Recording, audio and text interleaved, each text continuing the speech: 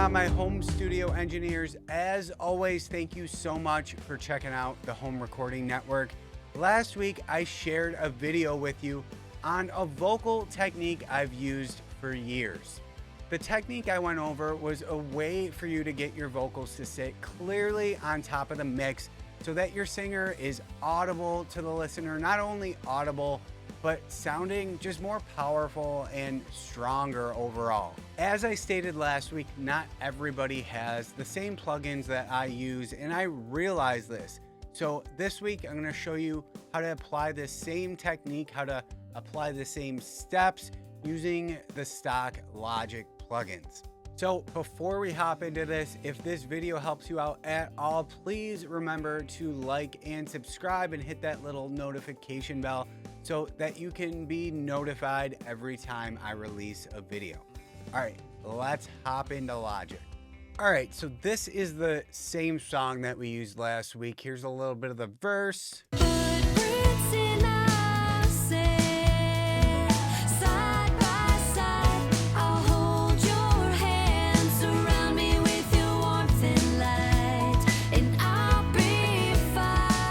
And the chorus.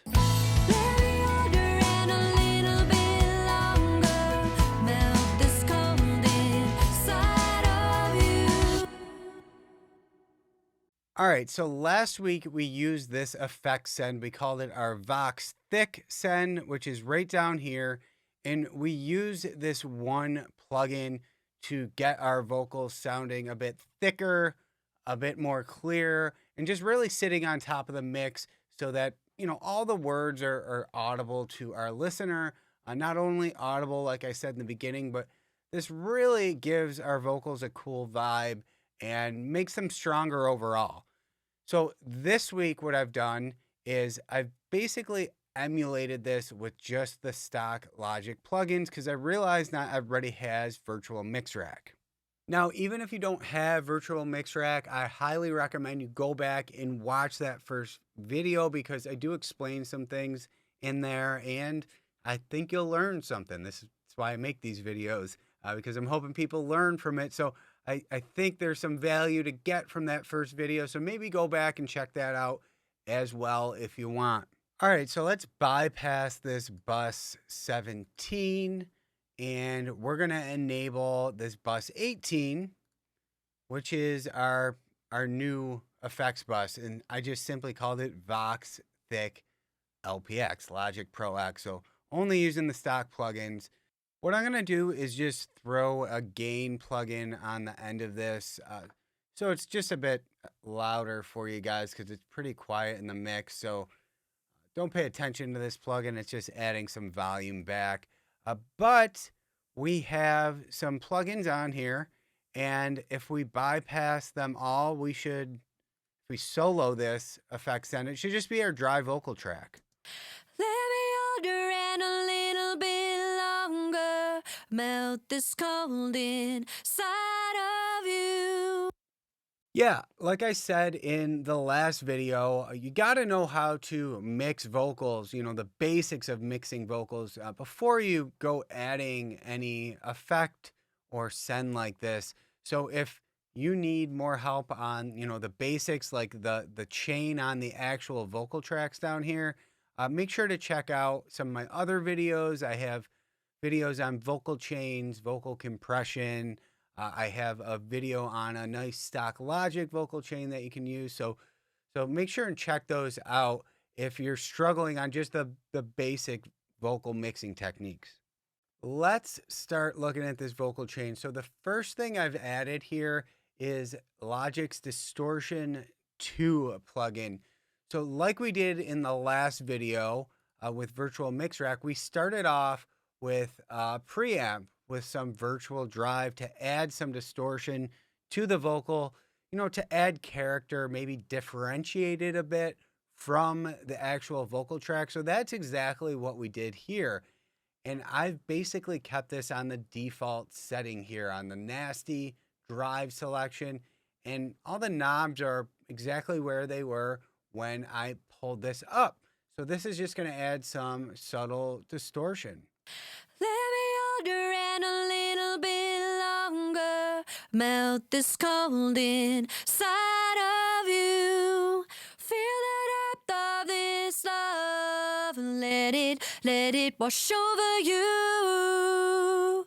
Yeah, so it's a bit louder, but you can definitely hear the drive on this. And so we added some character, some subtle distortion with that distortion module, and then we are going to our EQ. And for this, I chose the vintage tube EQ. Again, this is very similar to what we did in the last video. I wanted to accentuate, or we want to boost up the high and low end of the voice almost dramatically. And that's what we did here. So let me just turn this guy on. And what we've done here is a high end boost at about 15K. And we also have a boost down here at 200 Hertz. So let me play this and I will mess around with some of these frequency boosts. Let me hold your hand a little bit longer. Melt this cold inside of you. Feel the depth of this love and let it. So that's the high end. And then here is the low end boost. Let me hold your hand a little bit longer. Melt this cold inside of you. Feel the depth of this love and let it wash over you. Yeah, so it kind of sounds annoying on its own, like we talked about in the last video. But at the end of the day, this is going to be blended in nicely with our lead vocal track. So the bandwidth here is pretty narrow. So this is our Q width, basically. So pretty narrow on that high end boost. And the only other move I made was I cranked the drive on this as well. Might as well. So we have it on the silky, and the drive is at about 9 out of 11, which again adds some saturation, some character to our vocal. Now we have one more EQ move to make on this parallel track. Again, like we did in the last video, we took out a bunch at 4K, which is the harsh area of the voice. We don't need any more of this in this parallel track. It's not really pleasing to the ear if we boost it up. So let me boost this up for you. Let me hold your hand a little bit longer. Melt this cold inside of you. Feel the depth of this love. Yeah, so we want to accentuate the prettier frequencies in the voice, not so much areas like this in this parallel track. So we did kind of a narrow Q there, and we brought down almost 10 dB right at 4K to take out some of that harshness from this parallel effect. The last thing we've done to this vocal track is add the exciter. So this is harmonic distortion. It does not do as good of a job as what we used in the last video. So in the last video, we used Revival. I don't really think that this plugin is any comparison to Revival, but it still has its uses. So if you're using just stock Logic plugins, you use what you have, and it's as simple as that.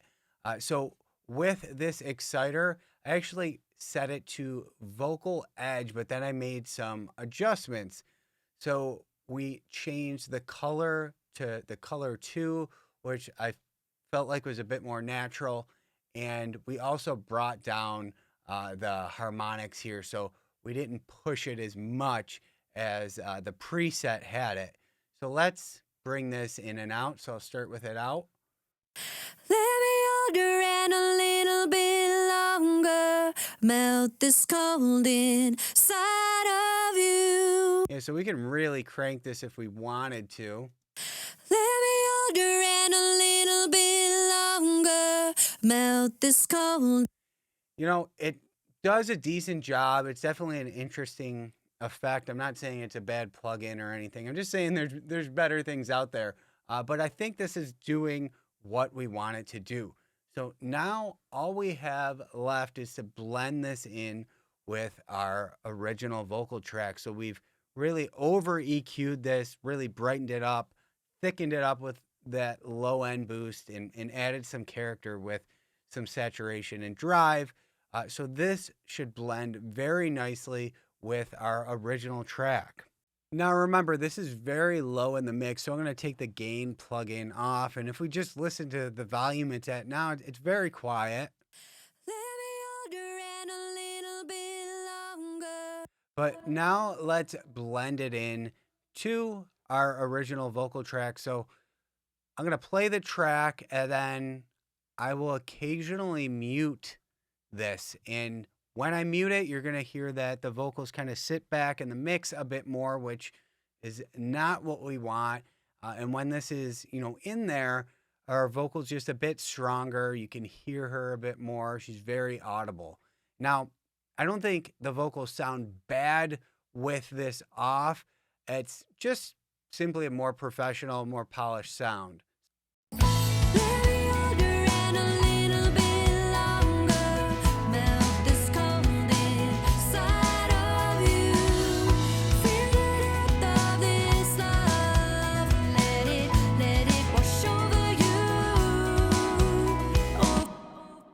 And let's take a listen to the verse as well.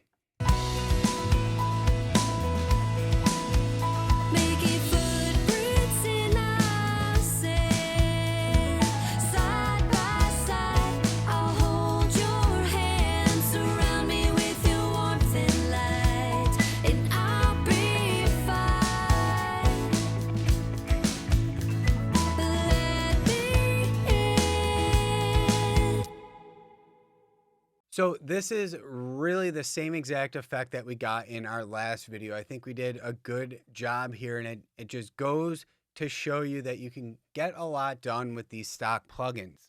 All we really did here is overly accentuate, the more pleasing areas of her voice, just really boost those, and then blend a tiny bit of that signal in with the original signal. I love doing it this way rather than, going back to the vocal chain and overly boosting there. These parallel techniques are just, very useful in situations like these. If you want to learn more about parallel compression and how you can almost get the same effect with that, make sure to check out my video on parallel compression because I believe I use her vocal as an example in that video as well. So that's it. I hope this helps you out. Happy mixing, and let me know if you have any questions. Hey guys, if you like this video, be sure to download your free Ultimate Home Studio Mix Guide with your go-to EQ and compression settings for all your tracks. And also be sure to register for my free online mix training that I hold a couple times a week so that you can learn how to make radio quality music from your home without breaking the bank.